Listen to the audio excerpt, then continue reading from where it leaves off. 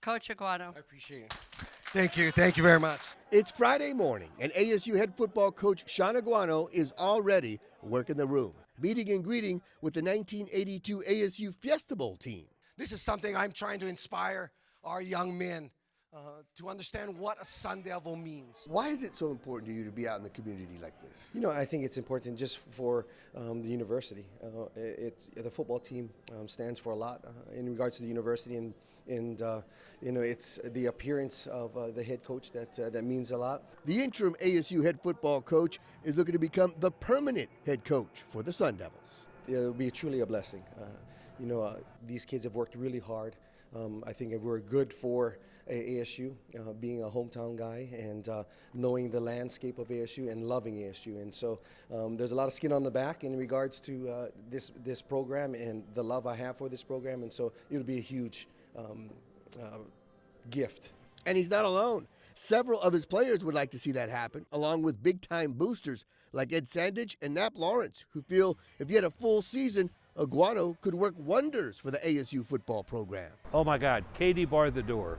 I absolutely believe with his recruiting ability, with his coaching ability, with his knowledge, he's a football coach. He's done it all his life. And he's dedicated his life to coaching football. Got very, very few side activities. And ask his wife. And she'll tell you that the guy works 18 hours a day. And they know what it takes to win. Recruiting is the whole game. No coach can coach a team that has no talent.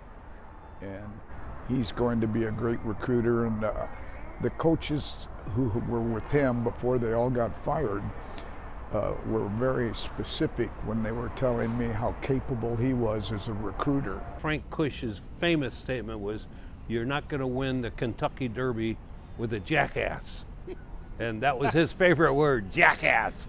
And a football player wasn't really an ASU guy until he had been called a jackass by Frank Cush. We get it. You have to have the horses. But in order to recruit those top-notch players, you have to have a relationship with high school coaches in the area. And after 3 state titles in 8 years at Chandler High, those relationships have been bonded and are still there. You can't fool a locker room. You know, you're either in it for the kids or you're not, and he definitely is. I've had just tremendous amount of experience with him and respect for him. We won a lot of games here at Chandler, you know, bowl games and state championships and things like that. But and when it comes down to it, it's all about the kids, and that's definitely who Shaun is. And that's why Jason Jewell at Brophy High took matters into his own hands. I'm the president of the Arizona Football Coaches Association as well as the head coach at Brophy. And a couple of our board members thought, hey, should we pen a letter to back Shaun? So we sent an email out, a mass email out to all the head coaches in the state to see what their reaction and response was.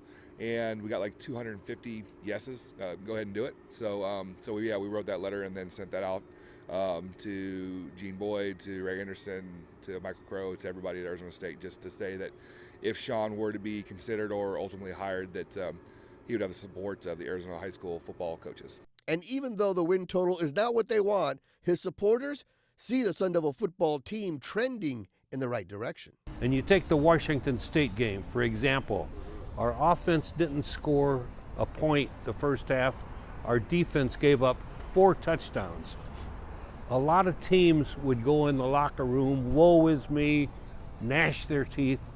Our team came out, held Washington State scoreless in the second half, and scored 3 touchdowns ourselves. So that's not a team that gave up. And Shaun will not allow the kids to give up. And yes, some big names could pop up when it comes to the ASU head coaching search, but the ties they have to the Valley can't compare to what Coach Aguano has here in Arizona. It would take him a year to 2 years to even get partially familiar with the high school coaches, etc. And also, he has the social ability to get along with a lot of wealthy alumni.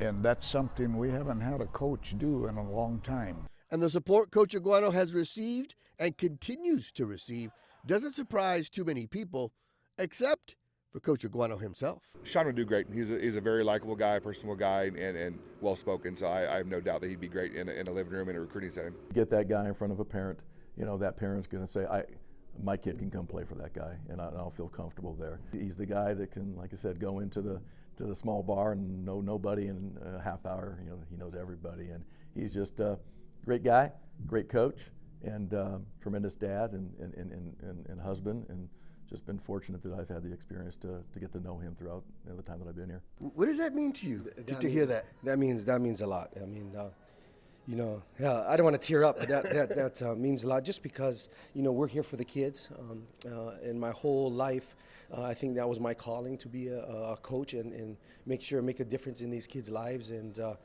it has happened over my last 25 years as a coach, and hopefully continue to happen.